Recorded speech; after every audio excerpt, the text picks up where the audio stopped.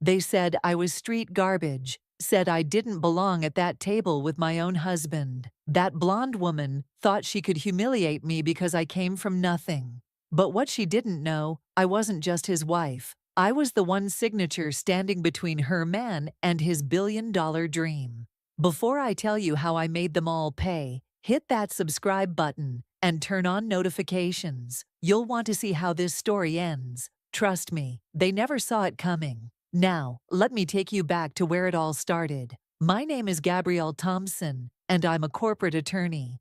But that title, it doesn't tell you the half of my story. See, I grew up in Detroit, in a neighborhood where gunshots were our nightly lullaby, and dreams felt like luxuries we couldn't afford. My mama raised me and my two brothers by herself, working double shifts at a hospital just to keep the lights on. We ate cereal for dinner more times than I can count, and I wore the same 3 outfits to school on rotation until they literally fell apart. But Mama always told me one thing. She'd grab my face with both hands, look me dead in the eyes, and say, "Baby girl, your circumstances don't define your destiny. You define your destiny." I held on to those words like a lifeline. I studied by streetlight when our electricity got cut off. I worked at a grocery store after school, saved every penny, and put myself through community college, then law school, then passed the bar on my first try. I clawed my way out of that poverty, and I did it with my head high and my dignity intact. That's where I was 5 years ago when I met William Hartford. William is what you'd call old money. His family built half of Boston back in the 1800s. The man owns skyscrapers like I own pairs of shoes.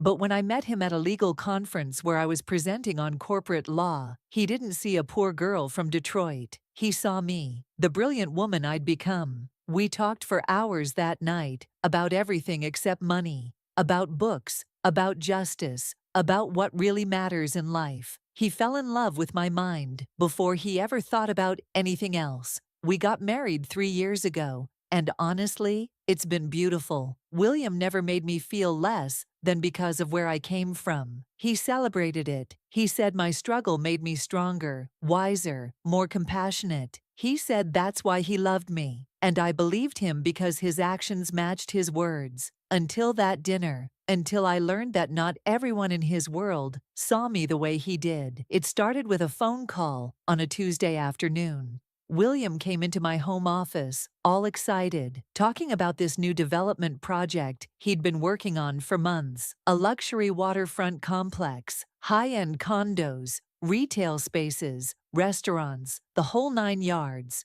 $2 billion project. His business partner was a guy named Brandon Mitchell, another real estate developer, someone William had known for years through various business deals. And Brandon wanted to have dinner to celebrate the project launch. All 4 of us, William, me, Brandon, and Brandon's girlfriend, Courtney. I remember feeling this little twist in my stomach when William mentioned her name. Courtney Blake. I'd never met her, never even heard of her, but something about the way William said it, kind of casual, kind of dismissive, made me pause. I asked him what she was like, and he just shrugged, said he'd only met her once, briefly, at some charity gala, said she seemed fine. That should have been my first red flag right there, but I ignored it. I told William sure, we'd go to dinner. How bad could it be? The restaurant was one of those places where they don't put prices on the menu, because if you have to ask, you can't afford it.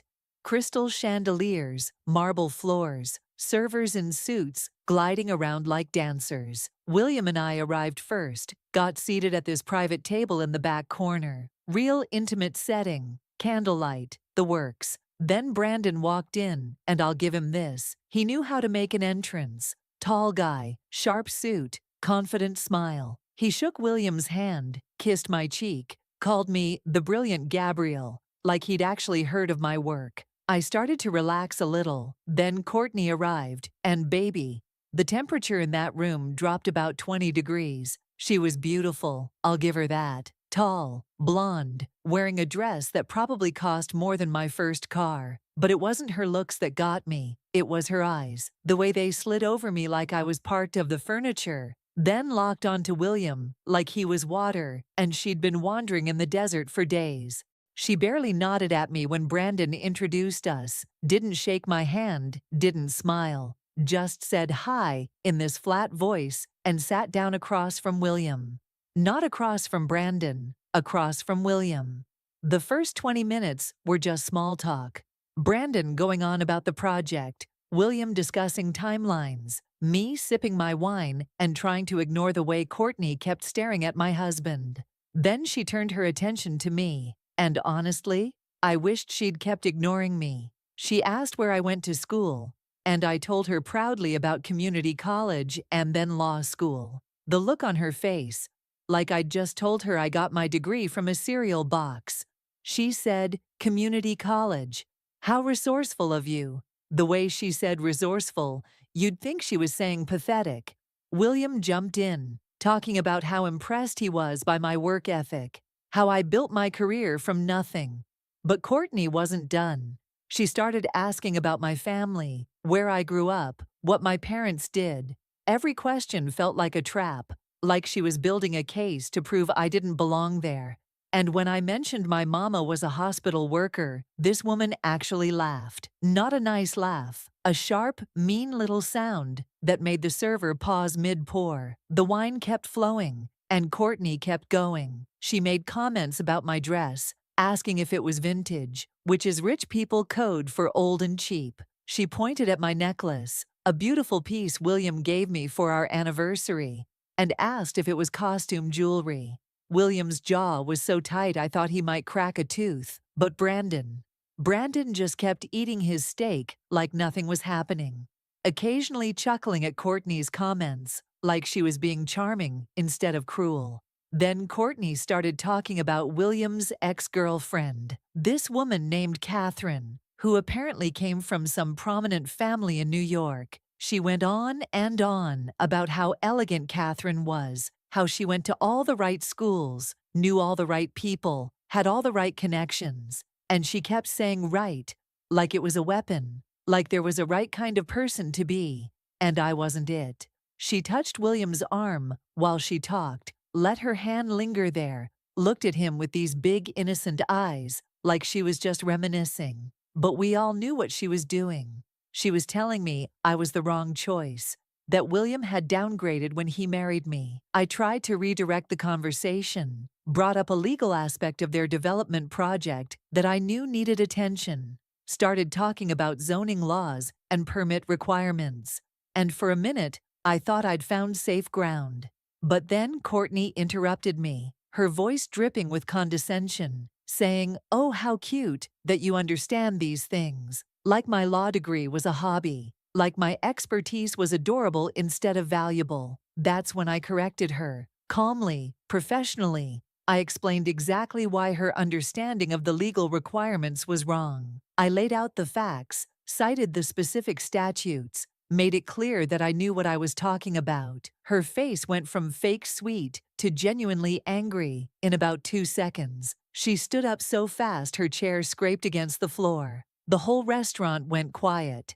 And this woman, this blonde woman in her expensive dress, at this fancy table, looked down at me and said the words I'll never forget. "You know what you are? Street garbage." The venom in her voice was real. Pure hatred. She said, "William could have had anyone. Anyone with class, with breeding, with proper education. But he settled for you. You're an embarrassment sitting at this table. You don't belong in this world, and everyone here knows it." The silence was deafening. Every eye in that restaurant was on us. I could see the pity on some faces, the shock on others, the cruel amusement on a few. William started to stand, started to defend me, but I put my hand on his arm, stopped him, because this wasn't his fight. This was mine. I stood up slowly, smoothed down my dress, and looked Courtney dead in her eyes. My voice was calm, cold, steady as steel. I said, "Enjoy your evening, Courtney. Enjoy it real good, because this will be your last celebration for a very long time."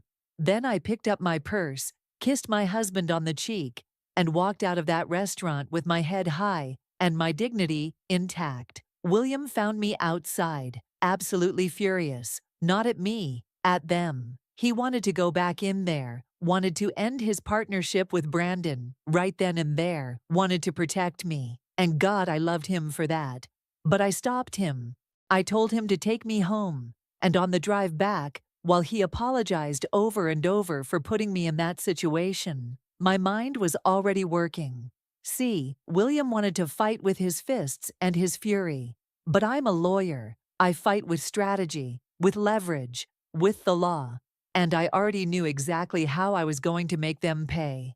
The next morning, I went to my office early, pulled out every document related to William's partnership with Brandon, read through page after page of contracts, agreements, filings, and that's when I found it.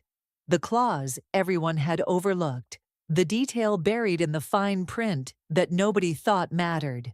See, when William brought me onto this project as legal counsel, I didn't just review the documents. I structured them. I protected my husband's interests. And part of that protection was a requirement that all major project filings needed sign-off from both partners and their legal representatives, which meant Brandon needed William's signature. And William's legal representative, that was me. My signature was required on every single filing to move this project forward. I sat back in my chair and smiled. $2 billion, hundreds of jobs, Brandon's entire financial future, all sitting on my desk waiting for my approval. And I was the only one standing between him and that money. I made some calls, did some digging, found out that Brandon was in way deeper than anyone knew. The man had debts, serious debts. He'd leveraged everything he owned to get into this deal with William. If this project didn't go through, Brandon would lose everything. His company, his properties, probably his fancy car, and that expensive watch he was wearing at dinner. This wasn't just a business deal for him. It was his lifeline, his last chance to save himself from financial ruin. Then I called a private investigator I'd worked with before, asked her to look into Courtney Blake. What came back was even better than I'd hoped. Courtney wasn't from high society at all. She'd grown up middle class in Ohio, reinvented herself when she moved to Boston, been through 3 different wealthy boyfriends in the past 5 years. Each time she'd target the man, play the perfect girlfriend, try to secure a ring, or at least a generous breakup settlement. She was a con artist in designer clothing. And Brandon wasn't even her real target. William was. She'd researched him, knew he was wealthier than Brandon, saw their partnership as her opportunity to get close. I was just the obstacle in her way. That's why she tried to humiliate me. She thought if she could make William see me as beneath him, as embarrassing, he might start to doubt our marriage, might start to see her as the better option. The woman played herself because what she didn't know, what she couldn't have known, was that I held all the cards. I called Brandon on Thursday morning, told him to come to my office alone. He showed up at 2, still all smiles and confidence, probably thinking I wanted to apologize or smooth things over. He sat across from my desk, loosened his tie, asked what this was about. I slid the documents across to him, showed him the signature line, my signature line, the one that was still blank. The one that needed to be filed by end of business Friday, or the whole deal would collapse. Showed him the permits, the filings, the requirements, made it crystal clear that without my approval, his $2 billion dream was dead in the water. The confidence drained out of his face, like water from a broken dam. He started stammering, saying this was just business, that Courtney had too much to drink, that she didn't mean it. I stopped him right there, told him I didn't want to hear excuses. I wanted to hear solutions. He asked what I wanted, and I could hear the desperation creeping into his voice. So I laid out my terms, nice and clear, no room for negotiation. First, Courtney had to issue a public apology, not a private sorry whispered in a corner, a real public statement on social media, acknowledging what she said, apologizing for it, and admitting she was wrong. Second, Brandon had to end that relationship immediately. I didn't care about his personal life normally, but I wasn't about to let that woman have access to my husband's business partner. to our social circles, to any opportunity to come at me again. Third, Brandon's company would establish a scholarship fund for underprivileged students pursuing law degrees. $500,000 in my mama's name. Fourth, their development project would include a community investment clause, job training programs for local residents, affordable housing units, partnerships with minority-owned businesses. They were going to build something that actually helped people, not just lined their pockets. Brandon's face went through about 17 different emotions: anger, disbelief, panic, resignation. He tried to argue, said I was being unreasonable, that Courtney would never agree, that the community investment would cut into their profits. I just looked at him and said one sentence: "You have until tomorrow at 5. Then I stood up, showing him the door. He sat there for another minute, probably trying to figure out if I was bluffing. But I wasn't bluffing, and he knew it. He could see it in my eyes. I'd learned a long time ago, on those Detroit streets, that you never make threats you're not prepared to follow through on. Friday morning, my phone rang at 9. It was Brandon. His voice sounded like he hadn't slept all night. He said Courtney had posted the apology an hour ago. I checked her social media, and there it was. A long post about being judgmental, about letting jealousy guide her words, about apologizing to me specifically for her disgusting behavior. The comments were already rolling in, people calling her out, dragging her for what she'd said. Her reputation was in tatters. Brandon said they'd broken up that morning, that she'd moved out of his place. Then he told me the scholarship fund was being set up, that his lawyers were drawing up the community investment clause. He asked, his voice barely a whisper, if I would sign the documents. I let him sit in that silence for a long moment.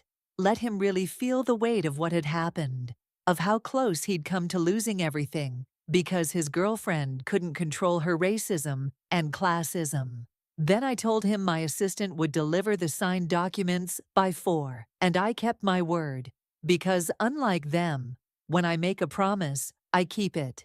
That evening, William and I sat on our balcony, looking out at the city lights. He pulled me close and told me how proud he was of me. Not for being vindictive, but for standing up for myself with grace and power. For turning an attack into an opportunity to help other kids like me, kids who needed a chance. He said that's why he loved me. Not despite where I came from, but because of it. Because the streets didn't break me. They forged me. See, here's what people like Courtney will never understand. She thought I was street garbage because I came from the streets. But what she didn't know is that the streets taught me everything I needed to survive in her world. They taught me to fight. They taught me strategy. They taught me that dignity isn't about where you're from. It's about who you are when someone tries to take it from you. And they taught me my worth, a worth that had nothing to do with money or pedigree or the right last name. Courtney looked at me and saw someone beneath her, someone she could humiliate and dismiss. But she forgot to see the lawyer, the strategist, the woman who'd climbed out of poverty by being smarter, tougher, and more determined than everyone who tried to keep her down. She forgot that the same skills that got me out of Detroit were the same skills that would bring her whole world crashing down. They always underestimate us, the ones who climbed from the bottom. They think we're lucky to be at the table, that we should be grateful just to be in the room. But baby, sometimes we're not just at the table. We own the table. We built the table with our own 2 hands. And we decide who gets to sit there. That scholarship fund, it's going to send 10 students to law school every year. 10 kids who grew up like me, who know what it's like to study by streetlight and eat cereal for dinner and wonder if they'll ever get out. 10 kids who'll become lawyers and doctors and business owners and prove that your zip code doesn't determine your destiny. And every single one of those students will know that fund exists because a woman named Gabrielle Thompson refused to let anyone make her feel small. As for Courtney, last I heard, she left Boston entirely. Guess it's hard to social climb when everyone knows you're a fraud. And Brandon learned a valuable lesson about choosing partners, both business and personal. His project's going forward, and it's actually going to do some good for the community. Sometimes people need to lose everything to learn what really matters. But me? I'm still here. Still Gabrielle Thompson from Detroit. Still the girl who wore the same 3 outfits to school. Still my mama's daughter, except now I'm also the woman who proved that street garbage can be more valuable than all their pedigrees combined. Because I didn't just survive the streets, I conquered them, and then I conquered their world too. If this story spoke to you, drop a comment telling me about a time someone underestimated you. Let's celebrate our wins together, and hit that like button if you believe in fighting back with dignity and power. Subscribe for more stories about standing up, speaking out, and never letting anyone dim your light. Remember, your past doesn't define you. Your character does. Your response to disrespect defines you. Your refusal to accept less than you deserve defines you. I'm Gabrielle, and I'll see you in the next one. Keep your head high, and never let them see you break. He thought destroying me would make her the star. He wanted to see me crawl, to erase me from the company I built with him. But he never imagined that his betrayal would become the very weapon of his downfall. Because sometimes, the woman you betray isn't the one you ruin, she's the one who learns to rise higher than you ever dreamed. The night it all began was glittering and cruel, wrapped in golden lights and false laughter. The annual Lux Vision Gala, our company's proudest event, was meant to celebrate innovation, creativity, and power. To everyone else, it was a dream. To me, it was a carefully staged nightmare. I arrived late on purpose. I wanted him to feel my absence before he saw me. I wanted to see if his eyes searched for me in the crowd, if a part of him still remembered that once, none of this would have existed without me. When I stepped into the ballroom, all eyes turned. The click of my heels echoed against the marble floor, cutting through the hum of conversation. I wore a sleek black gown, minimal jewelry, and a calm expression that hid the storm inside. Daniel stood near the stage, surrounded by investors, flashing his perfect smile, the one that could charm a room and hide 1,000 lies. His arm was around Celeste Monroe, the company's new, creative face. She was young, radiant, everything a man like him thought he wanted. The crowd adored her. They saw a rising star. I saw the shadow of my replacement. As I watched them, I felt a bitter taste rise in my throat. I had once stood there beside him, introducing our ideas, our dreams, our shared vision. Now, I was watching the man I'd built an empire with parade another woman as his partner, both in business and, I suspected, in everything else. When Daniel finally noticed me, his smile faltered just for a second. That single flicker of guilt almost made me pity him. Almost. He excused himself from the group and approached me with that same controlled grace that used to melt me years ago. "Amara," he said smoothly, as if my name were a formality, "you look radiant tonight." "Radiant enough to be replaced," I replied softly, but my voice cut sharper than glass. His smile stiffened. "Let's not do this here," he muttered, glancing around. I leaned closer, lowering my tone. "Don't worry, Daniel, I won't ruin your big night. You're doing a good enough job of that yourself." Celeste appeared beside him, her perfume sickly sweet. "Amara," she said with a perfectly rehearsed smile. "I'm so glad you could make it. Daniel told me how much this event used to mean to you." "Used to." The word hung between us like a sneer. I offered a polite nod and turned away before I did something I'd regret. I made my way to the bar, the buzz of conversation and laughter blurring into a distant hum. My fingers tightened around my glass as I watched the man I loved pretend I was nothing more than a business acquaintance. Daniel took the stage later that night, microphone in hand, confidence radiating from him like heat. I knew what was coming. I had seen the draft of his speech on his desk weeks ago, before he realized I still had access to his files. "Tonight," he began, his voice strong and clear, "we celebrate not only our achievements but the beginning of a new era at Lux Vision." A chill spread through me. Around the room, cameras flashed, and people leaned forward, eager for the announcement. I wanted to scream, to stop him, but I couldn't move. Every word felt like a blade slicing deeper. "For years, we've built this company on passion and creativity," he continued. "And now, we're evolving, embracing a new vision, one that reflects our growth and our future." I'm proud to introduce the brilliant mind who will lead this new chapter, Celeste Monroe, our new creative director. Applause erupted. The sound was deafening. I felt it vibrate in my chest, like the sound of a world collapsing. My world. Daniel smiled down at her, and Celeste turned to the crowd, glowing under the lights. I could see it now, the ambition in her eyes, the hunger. She had been waiting for this moment. I stood still, watching through a haze of disbelief. The company I had poured my heart into, the name we had built together, was slipping from my hands in front of everyone. I wasn't just being replaced, I was being erased. A soft voice broke my daze. "Mrs. Blake," said one of the investors, a gray-haired man I'd known for years. "I'm surprised you didn't make the announcement yourself. Didn't you and Daniel start this project together?" I forced a smile. "We did," I said quietly. "But apparently, every project reaches a point where the foundation becomes invisible."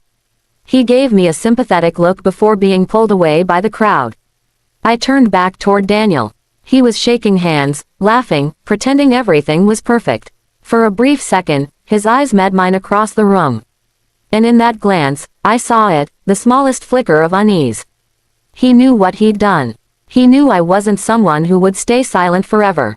As the night went on, I wandered through the ballroom like a ghost, memories flashing with every corner. The first design sketches we made on napkins. The nights we stayed up till dawn building pitch decks. The promises we made, not just to each other, but to ourselves. To be equals, to dream together. Now, he was standing in the dream alone. When the speeches ended and the crowd began to thin, I stepped out onto the terrace. The night air was cool against my skin. The city stretched before me, lights flickering like distant hope. My chest ached, not just from heartbreak but from something deeper, a realization. He thought he had broken me. But in truth, he had freed me. I looked down at the diamond ring on my finger, its sparkle mocking me. Slowly, I slipped it off and set it on the railing. "You can have your new vision, Daniel," I whispered to the wind. "But don't forget, I was the one who taught you how to see." Inside, laughter and music swelled again, but I no longer cared. I took a deep breath and turned away, walking toward the elevator with steady steps.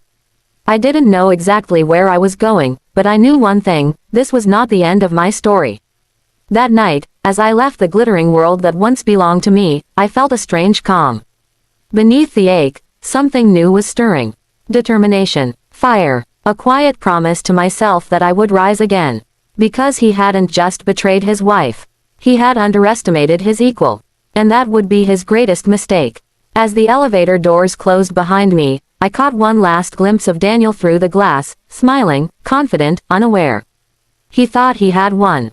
He didn't realize he'd just created the woman who would take everything back. The night ended, but something far greater had begun. He thought my silence meant defeat. That walking away was surrender. But he didn't know silence can be sharper than revenge, and sometimes, the best way to destroy someone who tried to break you is to let them watch you rise higher than their reach. 6 months had passed since the night Daniel publicly erased me from Lux Vision. 6 months since I walked away from the company I built with my bare hands and from the man who used to whisper that he couldn't breathe without me. I had traded champagne galas for instant coffee in a tiny apartment overlooking the gray skyline of a new city. There were no luxury cars, no designer gowns, just quiet mornings, unpaid bills, and the heavy ache of starting over. But pain has a strange way of sharpening you. It burns off the illusions until only truth remains. Every day, I reminded myself of one thing, I still had my mind. My ideas, the creativity that had built Lux Vision wasn't Daniel's, it was mine. And they could steal my name from the company's website, erase my title from the board, but they could never erase the spark that started it all. I began consulting for small fashion startups. It wasn't glamorous work. Some days I designed handbags in coffee shops, other days I pitched marketing strategies from my couch with a flickering Wi-Fi signal. But slowly, something began to form. Clients returned. They brought others. People liked that I wasn't chasing trends, I was building meaning. That was how Rivera Atelier was born. The name came to me one night when I couldn't sleep, Rivera, meaning truth. It felt like a promise to myself. A vow that whatever I created next would be real. At first, it was just me and Eli, a quiet young designer I'd met through an online forum. He had once worked at Lux Vision but left after refusing to lie about a collection Celeste had stolen from a competitor. He'd lost his job, his savings, and his confidence. When I asked him to join me, he hesitated. "Nobody goes against Daniel Blake and wins," he said. I smiled faintly. "Then maybe it's time someone does." We started in a cramped studio that smelled of fabric dye and stale coffee. The walls were bare, the floor cracked, but it was ours. Every sketch, every stitch, every sleepless night was proof that I still existed beyond Daniel's shadow. I learned how to lead with grace instead of ego, to listen instead of demand. For the first time, I wasn't chasing validation, I was chasing purpose. And then came Sophia Tran. She was an investor known for spotting potential before anyone else could. She'd heard about Rivera through one of my clients and asked to meet. I expected her to reject me the moment she learned I was Daniel's ex-wife. But instead, she smiled and said, "Good. That means you've already survived the worst." She invested without hesitation. Her support gave us the boost we needed to scale production, hire staff, and build a real team. Soon, Rivera was gaining traction, quietly, steadily, beautifully. While we grew, Lux Vision began to crumble. The rumors reached me first through whispers in the industry. Late shipments, lawsuits, investors backing out. Then came the headlines: Celeste Monroe accused of plagiarism, employees resigning, product lines recalled. The empire Daniel had stolen was starting to rot from within. It should have felt satisfying. Maybe part of me even wanted it too. But mostly, I felt something else, sadness. Because once upon a time, Daniel and I dreamed of creating something that would last forever. And now he was watching it fall apart, one headline at a time. The true turning point came when I was invited to speak at the Global Fashion Summit. It was the same event where Daniel had humiliated me half a year earlier. Only this time, I wasn't the forgotten wife in the corner. I was Amara Blake, founder and creative director of Rivera Atelier, an emerging force in ethical fashion. I almost didn't go. The memory of that night still haunted me. But Eli's words convinced me, if you don't show them who you've become, they'll only remember who he made you look like. When I arrived at the Grand Hall, flashes of cameras filled the air. Journalists rushed to capture the rising names of the industry, and to my surprise, I was one of them. My heart raced, but I kept walking, heels steady, posture strong. I had no reason to hide anymore. Then I saw him. Daniel was standing by the entrance, looking smaller somehow. The sparkle of arrogance was gone from his eyes, replaced by exhaustion. His suit hung loose, his expression hollow. There was no Celeste by his side, only the echo of everything he'd lost. Our eyes met. For a moment, the noise of the room disappeared. There were no cameras, no whispers, just the silence between two people who once shared a dream and destroyed it. I turned away first and stepped onto the stage when my name was announced.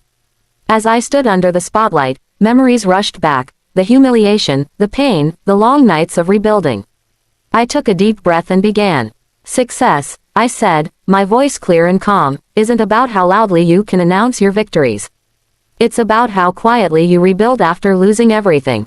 The crowd went silent. Every word came from my scars, from the lessons pain had carved into me.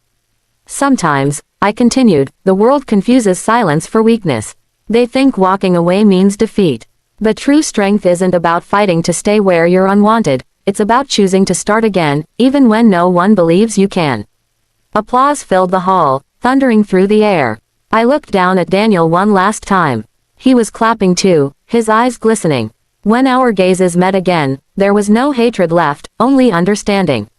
After the event, he approached me quietly, away from the cameras. Amara, he said softly, I was wrong. I studied him for a moment. The man who once stood taller than life now looked human, fragile, repentant. No, I replied, you were just blind. You thought destroying me would make her shine. But you forgot, diamonds don't break in fire.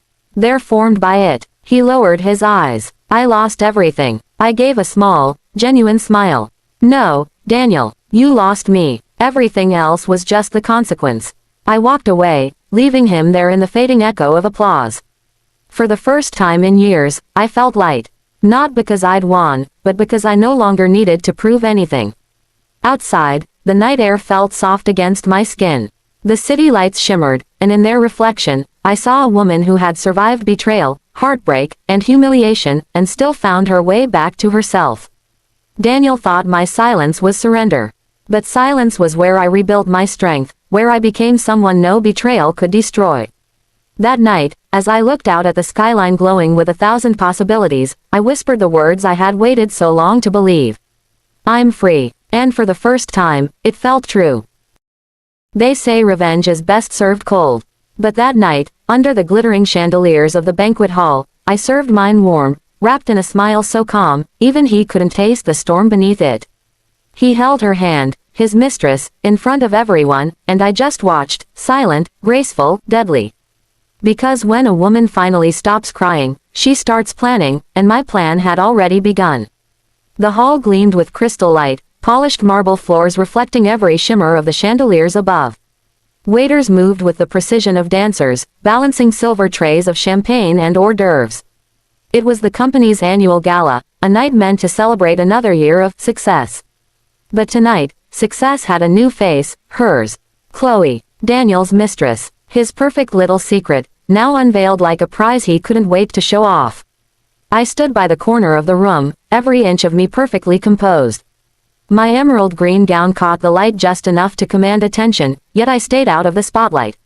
My expression was calm, unbothered, but inside, my heart pounded, not from hurt anymore, but from the thrill of control. Because this wasn't heartbreak anymore. This was the execution of a plan I'd built piece by piece, moment by moment, through every tear he'd ever made me shed. Daniel looked good, too good, really. His suit tailored perfectly, his smile rehearsed and charming. He was the man everyone admired, the CEO who built an empire from scratch. But I knew the truth beneath the polish.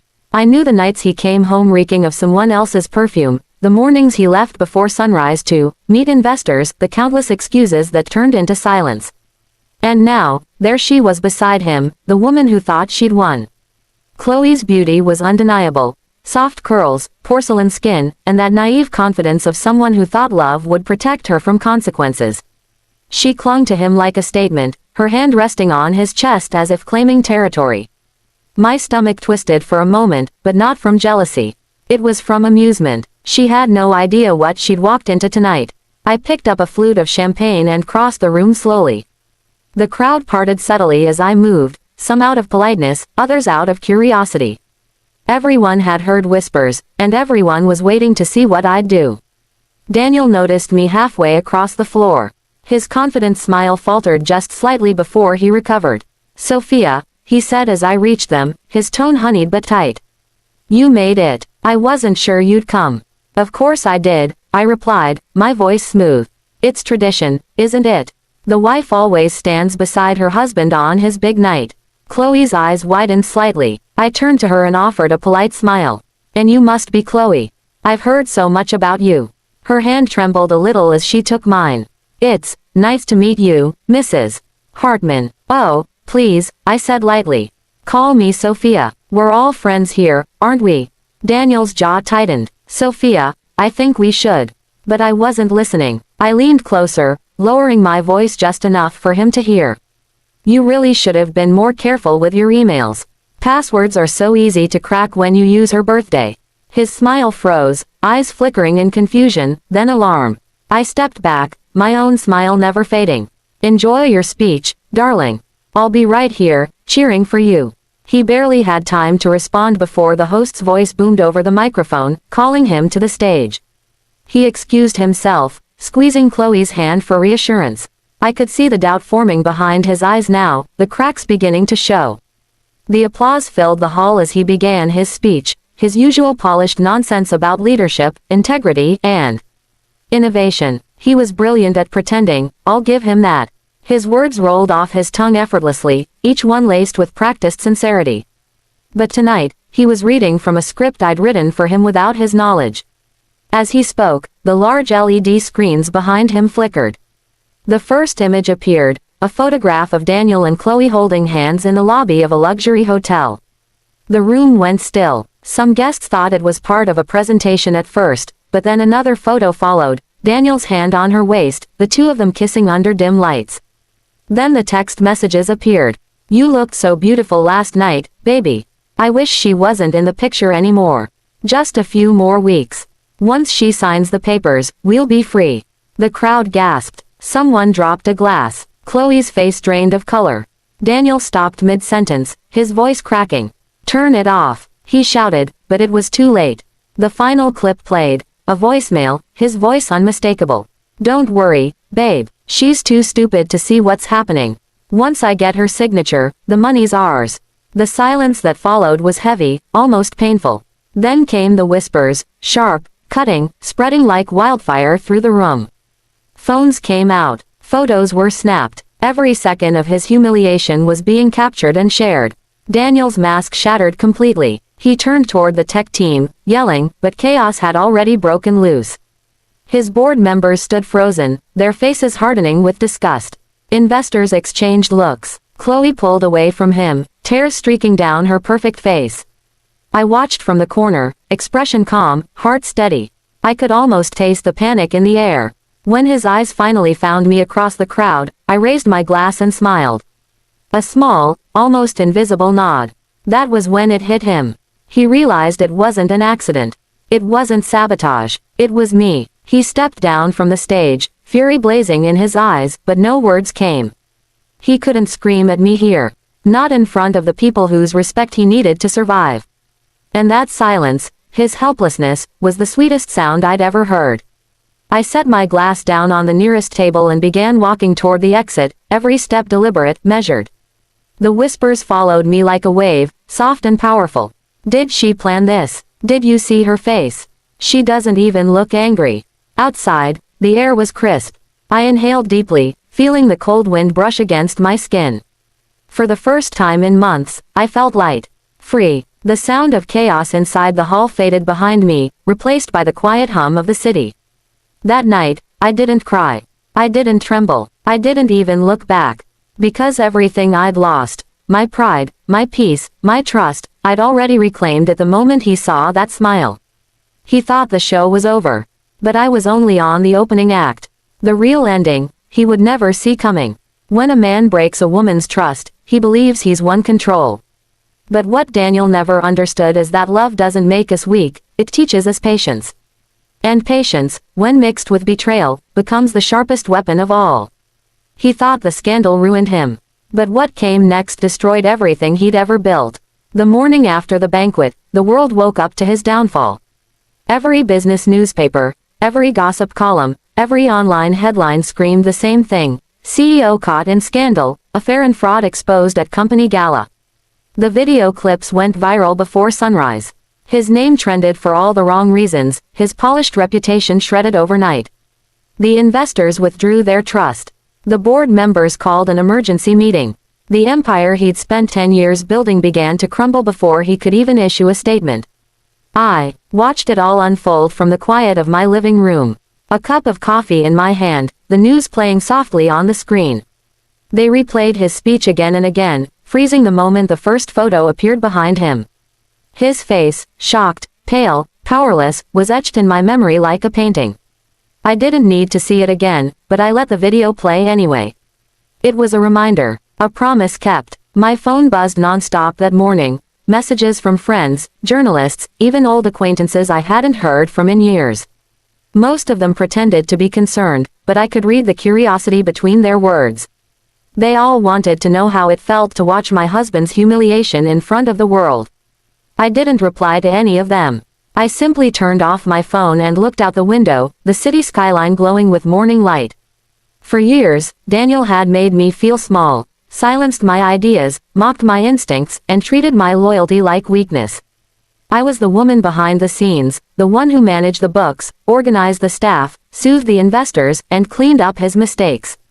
But he was the one who took the credit, who stood in front of the cameras and called himself self-made. I had been his shadow for too long. Now, he was standing in mine. By noon, his lawyer called mine, demanding a meeting. Daniel wanted to talk things through, to fix what could be fixed. I laughed when I heard that. There was nothing left to fix. He didn't understand yet that this wasn't about revenge anymore. It was about freedom. We met 2 days later in a sterile conference room, the kind designed to make people uncomfortable. He looked older already, his eyes tired, his tie loosened, the confidence stripped from his posture. For a moment, I almost felt pity. Almost. Sophia, he began, his voice low, uncertain. You didn't have to do this. You could have just left. I tried, I said quietly. You wouldn't let me. He sighed, rubbing his forehead. You've destroyed me. Do you even realize that? I leaned back in my chair, studying him. No, Daniel, you destroyed yourself. I just stopped cleaning up after you. His jaw tightened. You think you're free now. You think they'll respect you after this. You'll always be the woman who brought her husband down. I smiled faintly. Maybe, but at least I'll never be the man who betrayed everything he touched. Silence filled the room. My lawyer cleared his throat, sliding a folder toward Daniel. These are the divorce papers, he said briskly. We suggest you read them carefully.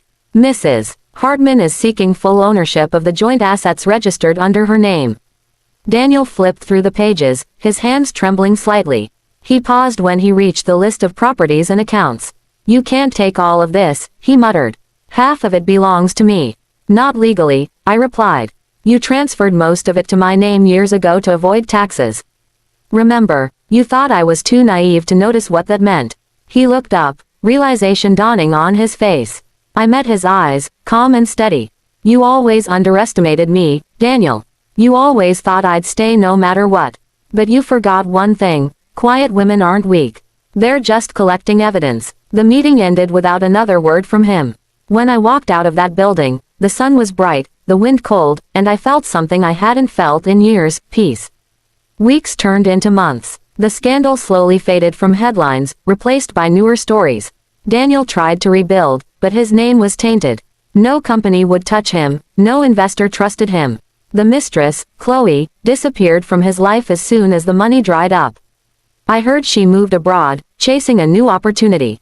Typical. Meanwhile, I rebuilt what he'd destroyed, myself. I launched a consulting firm with the connections I'd made quietly over the years.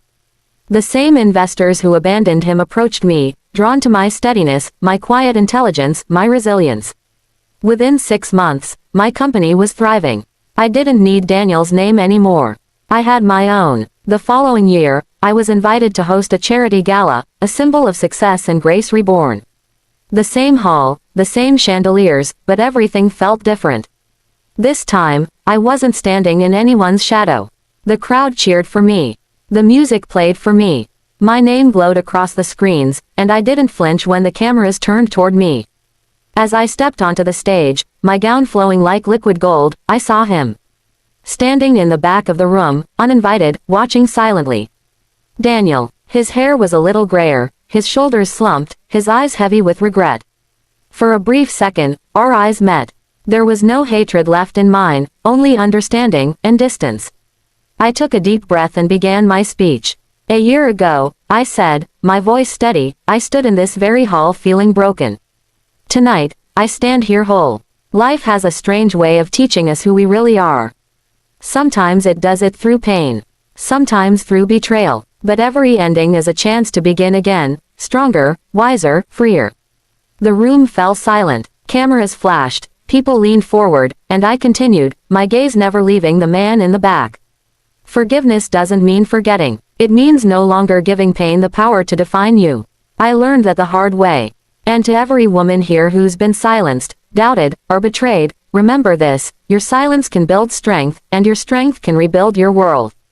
Applause erupted. I smiled, not for the crowd, but for myself. Because in that moment, I realized I no longer needed revenge. I had something far better, freedom, dignity, and peace. After the event, I walked past Daniel on my way out. He didn't speak. He didn't need to. His eyes said everything, regret, loss, and the haunting recognition that the woman standing before him was no longer his. I paused beside him just long enough to say, you should have never mistaken my silence for weakness.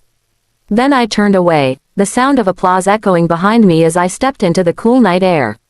The city lights shimmered ahead like 1,000 second chances. I took one last breath, let the memories fall away, and smiled. Sometimes, strength isn't about fighting back. It's about walking away so powerfully that the world has no choice but to notice. That night, I didn't just close a chapter. I rewrote the whole story.